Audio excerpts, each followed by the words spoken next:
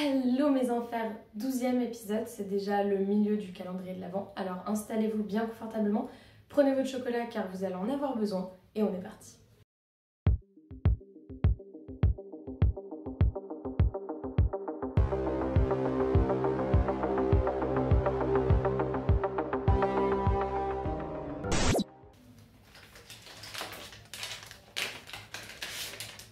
Ah!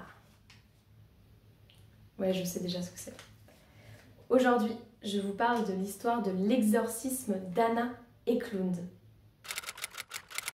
Anna Eklund, de son vrai nom Emma Schmidt, est née le 23 mars 1882 à Milwaukee dans le Wisconsin et on sait peu de choses sur son enfance, si ce n'est que son père était un coureur de jupons et qu'il était très opposé à l'église catholique. On peut également lire qu'il aurait été alcoolique et qu'il aurait abusé sexuellement de sa fille. Quant à sa mère, elle est décédée au début des années 1890. Contrairement à son mari, elle était très catholique et c'est à elle qu'Anna doit son éducation dans un milieu catholique strict.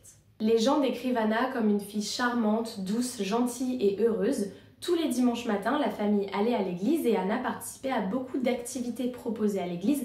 D'ailleurs, tous ses amis venaient de ce milieu. Mais à l'âge de 14 ans, les choses changent. Elle, qui adorait aller à l'église, se sent malade quand elle rentre dans une église ou bien quand elle regarde des images religieuses. Et ça augmente de plus en plus. Dès qu'elle rentre dans une église, elle tombe malade et est envahie par une terreur insupportable. Elle dit qu'elle voulait détruire les bénitiers et raconte avec des détails assez choquants tout ce qu'elle voulait faire pour nuire aux prêtres. Comme elle était obligée par sa famille, elle continuait d'aller à l'église, mais cependant, quand elle mangeait l'hostie, vous savez ce que le prêtre donne pendant les cérémonies, elle le vomissait, et ça devant tout le monde. Les membres de l'église et son père la pensaient malade, mais comme si elle avait une sorte de grippe ou quelque chose d'autre. À aucun moment, ils n'auraient pensé à un cas de possession. Quand elle était confrontée à la Bible, à de l'eau bénite ou à n'importe quelle image sainte, elle faisait des crises de hurlements et elle ne pouvait plus s'arrêter. Comme c'est de pire en pire, elle arrête d'aller à l'église et c'est un peu un drame pour elle car comme je vous l'ai dit, elle avait tous ses amis qui étaient à l'église et donc petit à petit, elle tombe dans une dépression. Elle-même pensait qu'elle devenait folle puisqu'elle ne comprenait pas ce qui se passait, elle n'arrivait pas à contrôler ses émotions et en particulier sa rage. Elle disait des choses incroyablement obscènes, développait un intérêt malsain pour le sexe et racontait des détails alors qu'à aucun moment il y avait la possibilité qu'elle ait déjà pratiqué l'acte sexuel. Elle avait des sautes d'humeur pendant lesquelles elle criait sur les gens, elle cassait des choses et à la fin des crises elle ne se souvenait plus de rien. Forcément il y a une tension qui va grandir dans sa famille.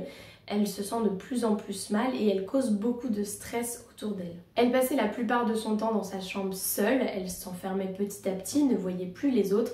Donc son père se décide à aller consulter et à demander un avis médical et aussi un avis psychiatrique parce qu'à un moment il se dit que au début il pensait que c'était une passade entre guillemets liée au décès de sa mère, mais là ça dure beaucoup trop longtemps.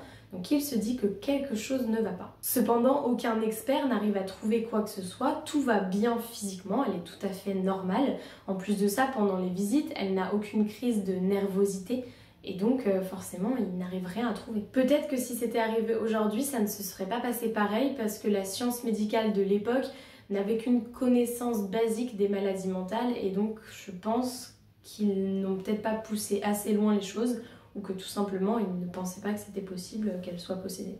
Anna était de plus en plus en colère, ce qui devenait de plus en plus compliqué et invivable pour la famille, d'autant plus qu'elle commençait à prononcer des mots en latin alors qu'elle ne connaissait absolument pas cette langue. C'est Mina, sa tante, qui avait émis l'hypothèse que peut-être Anna était sous l'influence d'une force démoniaque.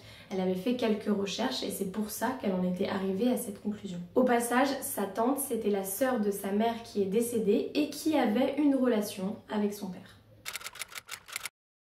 Sa tante demande de l'aide auprès de l'église et Anna voit le père Theophilus Reisinger qui est un expert dans le domaine de l'exorcisme et d'ailleurs c'est l'un des rares experts dans ce domaine. Il remarque qu'Anna réagit négativement aux rites et aux prières en latin, cependant lorsqu'il s'agit du latin conversationnel, elle ne réagit pas. Anna connaissait et comprenait l'allemand et l'anglais et maintenant elle se mettait à parler et à comprendre le latin, l'hébreu, l'italien et le polonais.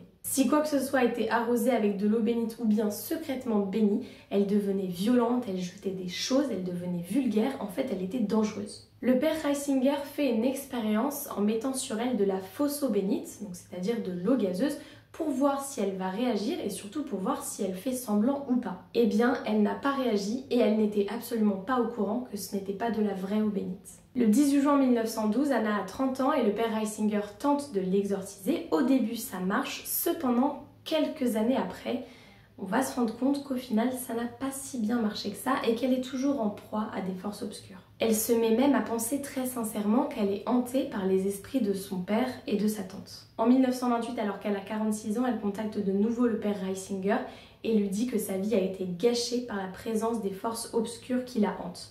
À ce moment-là, le père Reisinger a performé 19 exorcismes qui ont tous réussi.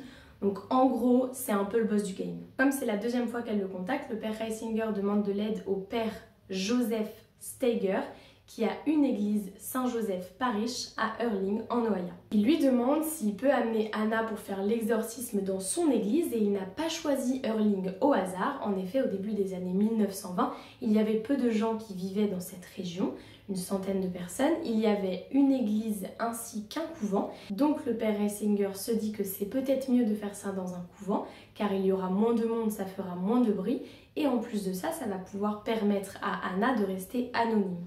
Aussi, comme c'est un peu plus loin de chez elle, il espère que les démons seront désorientés par le fait de changer d'endroit. Le 18 août 1928, elle se rend en Ohio en train et quelques personnes seulement sont au courant de sa venue. Il y a les deux prêtres, forcément, Reisinger et Steiger, quelques sœurs qui sont là pour les aider et un gouvernant qui va aider Anna tout au long du processus. Et dès le début, ça va mal partir. La première règle, c'était de ne pas énerver Anna, sauf qu'une des sœurs a aspergé sa nourriture d'eau bénite, ce qui a mis Anna en colère, donc forcément, ils ne vont pas partir du bon pied. Et elle a une réaction un peu bizarre, elle se transforme en cat, pas littéralement mais physiquement, puisqu'elle se met à ronronner, miauler et siffler. Sa deuxième séance d'exorcisme a lieu du 18 août au 26 août 1928.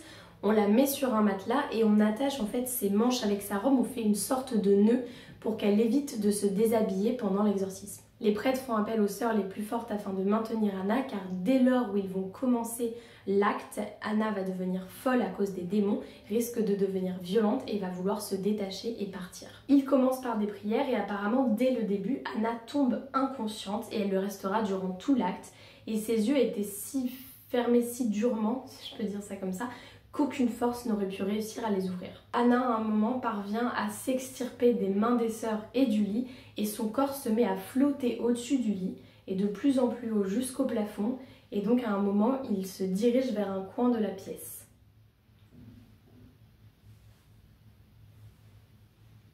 Waouh!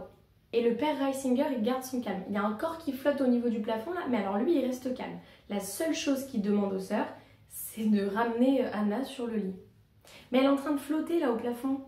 Les sœurs parviennent à la ramener sur le lit et à la maintenir en sécurité. Les prêtres continuent leur prière et Anna se met à hurler avec une voix très rauque, très masculine, très très fort, si bien que les voisins l'ont entendu. Forcément, ils ont été inquiets et aussi curieux. Ils se demandaient ce qui se passait, mais ils ne l'ont pas su tout de suite. Apparemment, ce premier acte d'exorcisme aurait laissé des séquelles au père Reisinger. Il tremblait beaucoup. Anna, elle, a vomi, uriné et déféqué dans des quantités qui sont normalement impossibles à contenir pour un corps humain normal. Je vous rassure, ils ont évacué la pièce. Quand le père Reisinger a demandé à quel démon il parlait, Anna, enfin plutôt les démons d'Anna, ont répondu « Many ». Plusieurs. Fantastique. Cependant, il a quand même réussi à savoir qu'il parlait en ce moment même à Belzébuth et Belzébuth lui aurait demandé si ce n'était pas son père qui avait fait en sorte que les démons la hantent. Donc le père Reisinger lui a reposé la question, chose à laquelle il lui a répondu que c'était une question insensée. Une autre fois, le démon a dit qu'il était Judas et que son but était qu'Anna tombe en dépression, qu'elle se suicide en se pendant et qu'elle finisse en enfer. Le démon se dit être Jacob, le père d'Anna, et aurait même avoué qu'il a essayé d'avoir des relations sexuelles avec Anna, que cette dernière a refusé, et qu'il a ensuite essayé d'abuser d'elle. Et avant que les démons ne s'emparent du corps d'Anna, ils ont réussi à en savoir un petit peu plus, puisqu'elle leur a dit que son père aurait essayé de lui jeter un sort, mais comme cette dernière ne disait jamais de mal de son géniteur, c'est tout ce qu'ils ont su. Le père Reisinger a creusé et a appris que Jacob n'aimait pas la religion, n'aimait pas l'église et qu'il ne voulait pas avoir affaire à l'église. Un autre des démons qui hantait Anna était Mina et elle aurait déclaré qu'elle aurait tué 3 enfants quand elle était en vie et qu'elle aimait jeter des sorts, qu'elle aimait pratiquer la sorcellerie. D'ailleurs, elle aurait jeté un sort à Anna en présence de Jacob. Pendant les séances d'exorcisme, le corps d'Anna se tordait dans tous les sens, elle était dévisagée, ses yeux et sa bouche gonflaient et son estomac se durcissait. Elle réagissait très violemment à l'eau bénite, si bien que si l'eau bénite touchait sa peau, elle brûlait. Comme l'exorcisme d'Anna ne donne rien et dure très longtemps, le père Steiger commence à avoir des regrets, d'autant plus que c'est dans son église que l'exorcisme se fait. Donc il a un peu des regrets, il y a une petite tension qui naît entre les deux prêtres et lorsqu'il en parle à Reisinger, Reisinger lui dit d'être patient et de ne surtout pas laisser le démon se mettre entre les deux. Le démon aurait même dit à Steiger d'arrêter l'exorcisme avant la fin de la semaine ou bien il serait désolé. Attendez, là c'est le démon qui vient de menacer Steiger de le tuer ? Le vendredi, Steiger reçoit un appel d'un fermier de la région dont la mère est dans un état critique et donc elle aurait besoin de faire ses dernières paroles. Il se rend chez le fermier et sur la route, alors qu'il faisait très beau, le temps s'assombrit d'un coup et quand il est au milieu d'un pont, il ne voit plus rien, vraiment, il ne voit plus rien du tout. Il continue de conduire, comme il ne voit plus rien, il se prend la balustrade, la voiture en prend un coup, mais heureusement pour lui, il s'en sort qu'avec quelques petites égratignures. Cependant, il commence à se dire que peut-être le démon lui en veut. À chaque séance d'exorcisme, Anna tombe inconsciente et se réveille sans aucun souvenir, à part le fait qu'elle avait l'impression qu'il y avait une bataille, un combat entre différents esprits. Aussi, pendant tout le processus, elle n'arrivait pas à manger de nourriture solide, elle vomissait beaucoup, entre 20 et 30 fois par jour, donc forcément, elle était de plus en plus affaiblie. Au total, il y a eu 3 périodes d'exorcisme, du 18 au 26 août 1928, du 13 au 20 septembre et du 18 au 25 décembre 1928 qui est donc la dernière période. Comme c'était des longues sessions, les prêtres et les sœurs faisaient des rondes afin de ne pas passer trop de temps avec elles, mais le père Reisinger était celui qui passait le plus de temps auprès d'elle car il était déterminé à faire partir les démons de cette personne. Un jour, Anna a bondi de son lit en disant « Démons Judas, Jacob et Mina, enfer, enfer, enfer, Dieu soit loué ». Et elle était délivrée. Et ça s'est terminé comme ça. Fin, c'est bon, elle est délivrée, les démons sont partis. Alors oui, évidemment, les démons étaient de plus en plus faibles au cours des périodes d'exorcisme qu'elle a subies, mais je pensais qu'il y aurait eu plus de détails, mais non, j'ai rien trouvé de plus. Ah si, je peux quand même vous dire que les sœurs ont été transférées dans un autre couvent parce qu'elles ne voulaient plus être dans le couvent dans lequel elles avaient pratiqué l'exorcisme. Ce couvent a été détruit dans les années 1990 et le père Reisinger, qui était déjà très connu à l'époque, l'est devenu encore plus. Et en 1936, le Time lui a accordé une interview dans une page, vous savez, avec photo, interview. Voilà. Steiger, lui, il voulait rester un petit peu loin de tout ça parce qu'il n'avait pas encore complètement digéré ce qu'il avait vécu. Cependant, il a quand même été interrogé par le père Karol Vogel qui lui recherchait des témoignages des sœurs mais aussi des prêtres qui avaient pratiqué cet exorcisme afin d'en sortir ensuite un livre. Et il a sorti un livre qui s'appelle Big on Satan qui est principalement dédié aux prêtres si jamais ils rencontrent ce cas, mais c'est un livre que tout le monde peut acheter et qui est en libre service. D'ailleurs, pour ce livre, certaines personnes n'y croient pas trop, mais il y a eu une personne qui était proche du prêtre qui a été interrogée et qui a livré son témoignage en disant que tout ce qui était dans le livre était vrai, qu'elle avait vécu tout ça, qu'elle avait vu tout ça, et que même des fois, elle avait vu et vécu des choses beaucoup plus horribles que ce qui était raconté dans le livre. Voilà, c'est la fin de l'exorcisme d'Anna Eklund. J'espère que l'histoire vous aura plu et que vous n'êtes pas trop déçus de la fin comme j'ai pu l'être un petit peu.